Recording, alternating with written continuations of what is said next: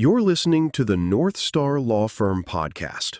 Clear, practical analysis of tax and bankruptcy matters that affect business owners and individuals.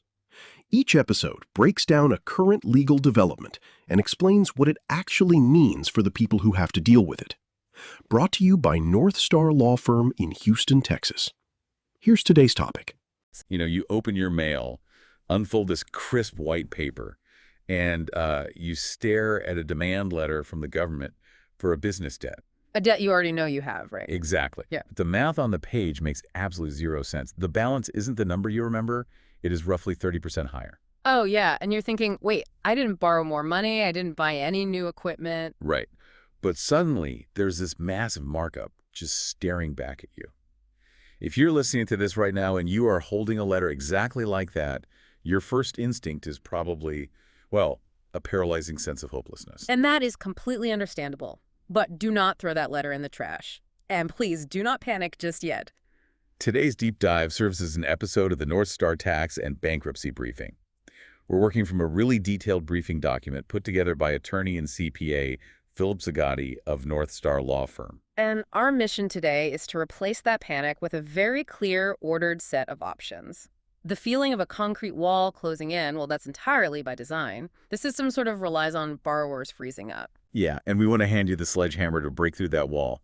But before we get into the weeds, let's lay down some crucial disclaimers. Right. Very important. Neither of us is a lawyer or a CPA.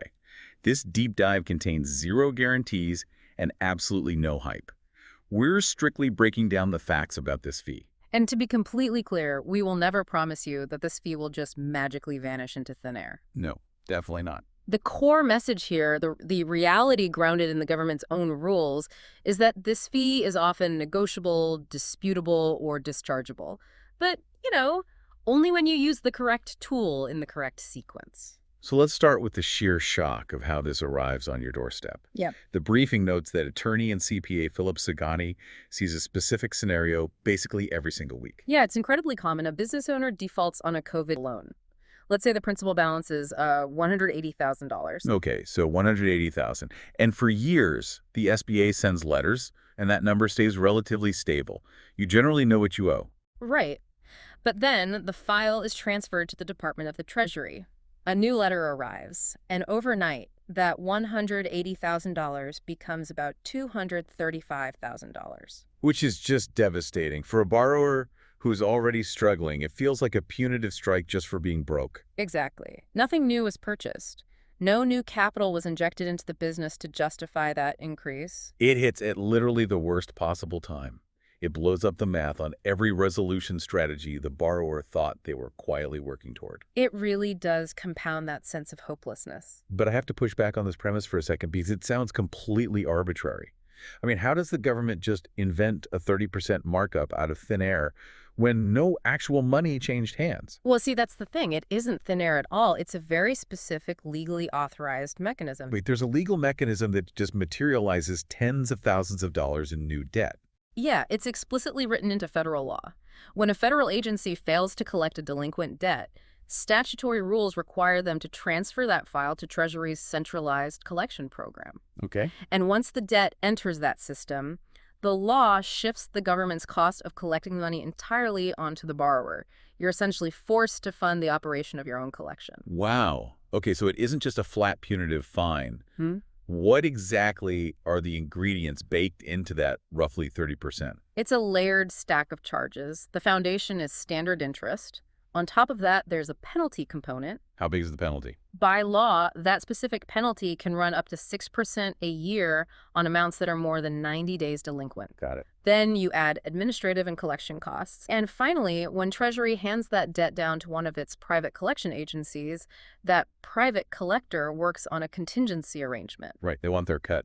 Exactly. That private collector's contingency fee is layered right on top of everything else. That is a crucial distinction. The fee is largely contingent on how far down the collection pipeline the debt actually travels. It's not a fixed monolith. No, it's really not. It's kind of like a snowball rolling down a hill. At the top, it's just your principal and some interest. It rolls down into Treasury and picks up the penalty component. Right, it gets bigger. Then it rolls further into the private collector's yard and picks up that massive contingency layer. By the time it smashes into your mailbox, it's a giant 30% snowball. That analogy perfectly illustrates the underlying logic of every strategy we're going to discuss. The earlier and cleaner you resolve the debt, the weaker the government's argument becomes that the full markup represents costs they actually incurred. Because the debt resolved early hasn't generated those massive private collector costs yet. Exactly. A debt resolved before a private agency spends 2 years hunting down assets has generated far fewer real-world costs. So if the fee is just a snowball made of different circumstantial layers, it must be possible to melt certain layers away. I mean, it can't be carved in stone. It definitely isn't. The rules that authorize the government to charge this fee also contain explicit waiver authority. So the system was built with a backdoor. Basically, yes. And secondly, the fee follows the debt. It has no independent life of its own. If the underlying loan is resolved or discharged or legally challenged, the fee shrinks or dies along with it. It's attached at the hip. Exactly. And the third reason you shouldn't panic is that the government's practical compromise standards are evaluated based on a borrower's actual ability to pay, not the inflated total. Meaning, I can't just call up Treasury and say, hey, let's negotiate just a 30% fee and I'll pay the original balance. Nobody negotiates the fee in isolation. Right, you have to tackle the underlying debt. Every debt resolution tool is also a fee resolution tool. So, since the fee rides on the back of the loan's journey to Treasury, what if that journey was flawed? Which brings us to option 1, verification and dispute. Right. Borrowers are legally owed due process before a debt can be subjected to these severe collection costs. The rules require a 60-day demand notice from the SBA. They have to formally warn you before they transfer the file. Yes. They have to provide a 60-day window to resolve the issue. But because the SBA transferred hundreds of thousands of loans in this massive wave, errors happened. The system fractured. Yeah, when you move that much paper, errors are just guaranteed. Now, the source material notes that callers often think they have the exact same dispute argument, but legally, they fall into 2 very different camps. Right, very distinct groups. Let's look at the first group. Borrowers who simply missed the notice. Maybe the SBA botched the address, or the paperwork was lost in the mail.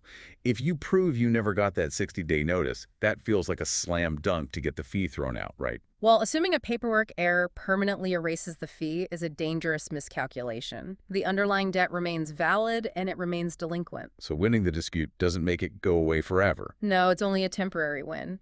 Winning a misnotice dispute simply forces the agency to recall the debt from Treasury to cure the defect. Meaning they just fix the typo? Exactly. They print a proper 60-day demand notice, mail it to your verified address, wait the required time, and then they re-refer the debt. And when it goes back to Treasury, the fee reattaches. I see online settlement shops constantly running ads promising to permanently delete these massive fees based on technical errors. Yeah. Are they just selling desperate people a pipe dream? They are selling the first half of the story. They collect their fee and leave the borrower completely exposed when the debt inevitably boomerangs back to Treasury. Yikes. So what is the actual value of a misnotice win? It's a repositioning tool. It forces the debt back to the agency, which opens a temporary fee-free window. A prepared borrower will have a settlement package ready to submit inside that window. So you settle against the smaller original number while the fee is temporarily off. Exactly. Plus, winning that dispute provides the documented leverage you need to support a permanent waiver of the specific charges that accrued during the months you were legally kept in the dark. It's a tactical pause to execute a larger strategy. Okay, what about the second group? The borrowers who didn't just miss a notice, but were actually current on an SBA payment plan or a hardship accommodation. Right, and their file was accidentally shipped to Treasury anyway. This is what Philip Zagatti refers to as the durable defense. How does that one work? The legal mechanism centers on the definition of delinquency. A debt that is performing under an active, approved repayment agreement is not delinquent. And by statute, only delinquent debts can be referred. So the government fundamentally lacks the authority to transfer the file in the first place. It wasn't just a mailing error, it was an illegal referral. Exactly. And the remedy reflects that severity. The remedy is recall of the debt and reinstatement of your payment agreement. Wow, okay. And as long as you continue to perform on that reinstated agreement, the debt never hits delinquent status and the fee stays off permanently. That makes total sense. So Group 1 gets a temporary window to fight. Group 2 gets a durable defense, provided they keep paying. But what if you aren't in either group? You got the notice, the debt is delinquent, the transfer was legal. Then you move to option 2, waivers. Relying on the government's own rulebook. So can you just ask them to drop the charges? The rules explicitly allow it, starting with the 30-day payment waiver rule. How does that one work? If a borrower pays the applicable portion of the debt within 30 days of the date those charges started accruing, the agency is mandated to waive the interest and administrative charges on that portion. Okay, speed alters the math. But a business owner staring at a $235,000 demand letter probably doesn't have the cash to resolve it in 30 days. Right, which brings us to a broader standard the government uses called equity and good conscience.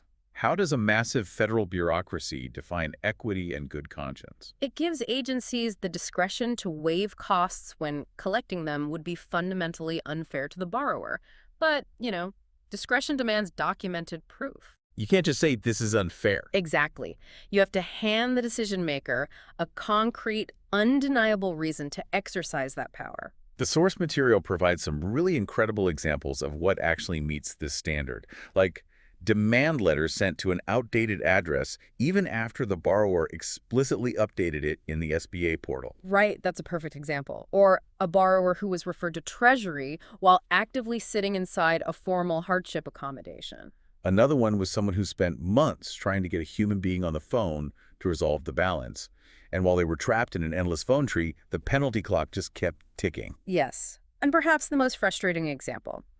A disabled veteran on a fixed income where the balance growth is entirely just fees, on a debt everyone mathematically acknowledges cannot be paid. Those fact patterns demonstrate clear inequity. They do, Yeah. but there is a very strict execution rule that borrowers fail to grasp here. These must be formal, written requests sent directly to the agency, heavily documented. So you have to write to them, quoting their own equity standard back to them.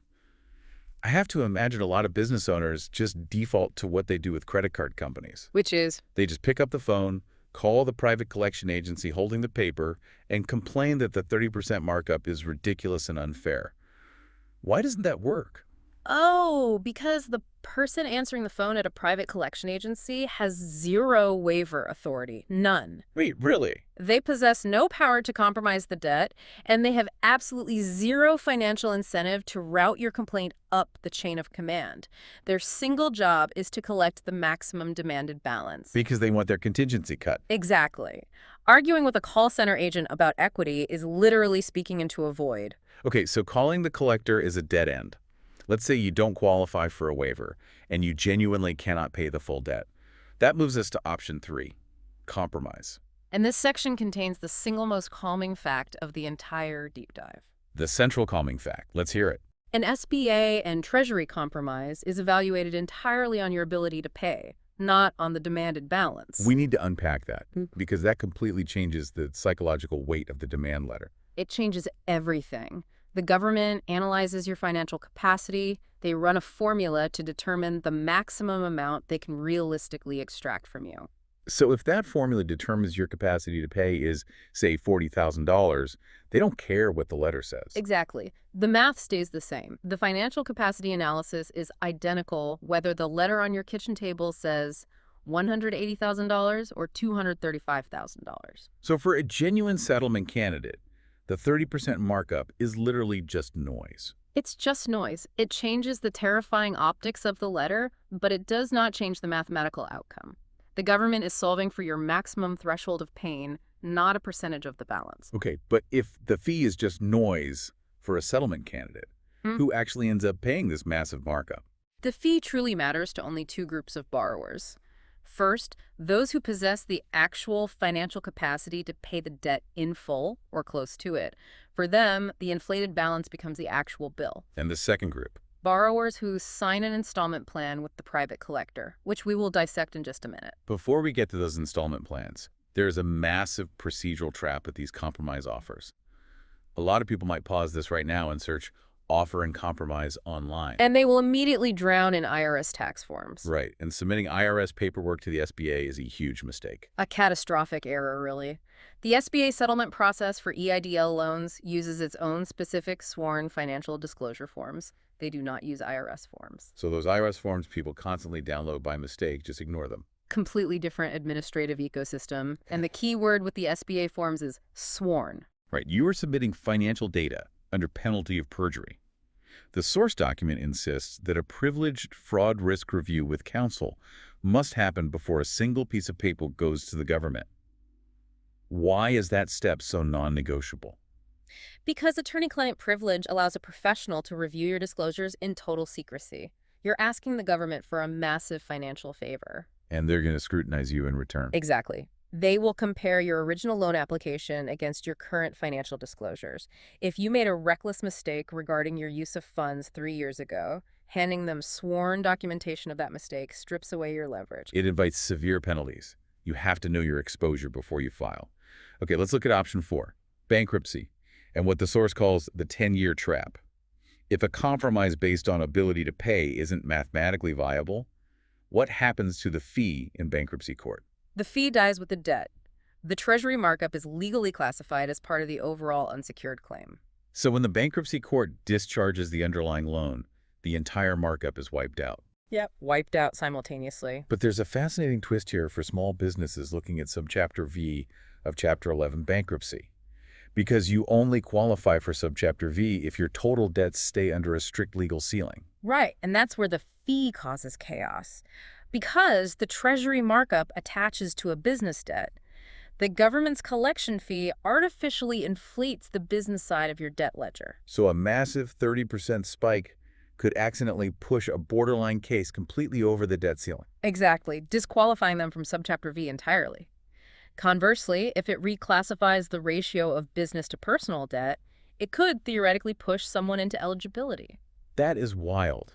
It really proves why real analysis beats an internet checklist. And just a quick note, that use of funds review we talked about earlier applies in bankruptcy too. Absolutely. Okay, let's circle back to the second group of people you mentioned, the ones who actually end up swallowing this fee whole, the borrowers who fall into the 10-year payment plan trap. This is the harsh reality of dealing with private collection call centers. The primary product those collectors sell is an installment agreement, often stretched out over a 10-year term. And the agent on the phone is trained to emphasize a manageable monthly payment to close the deal. The monthly payment sounds like relief, but what are you actually agreeing to? You are signing a legally binding promise to pay the full maximum demanded balance, the principal, the penalty, the administrative costs, and the collector's contingency markup. With interest continuing to accrue over a decade. Exactly. The call center is not evaluating your ability to pay. They are securing a commitment to the highest possible number. So when you sign that document, you voluntarily convert a balance that was negotiable or disputable into a concrete decade-long anchor. The fee stops being negotiable the very second you agree in writing to pay it. You literally lock in the snowball at its absolute largest size. Yeah. Since we know the payment plan is a trap, let's quickly eliminate the other dead ends. You can't argue the fee is illegal. No, because it is explicitly authorized by statute. We established that arguing with private collectors is useless. Waiting around for Congress to pass some magical forgiveness bill is definitely not a valid strategy. Not while penalties are rapidly racking up, no. And ignoring it entirely. Ignoring it guarantees the worst possible outcome. While you look away, the government will initiate administrative wage garnishment. Which means they seize your paycheck. Up to 15% of your disposable pay directly from your employer, and they will intercept your tax refunds. So the financial bleeding just accelerates while you bury your head in the sand. With all the tools and dead ends laid out, it's time to put this into the correct sequence. The order of operations is what actually protects you. Right. So what's the sequence for a listener holding this letter right now? First, verify the debt. Confirm the collector is legitimate and demand an itemized accounting in writing. You need that timeline to establish if you belong in the misnotice group or the durable defense group. Okay, step 1 is verification.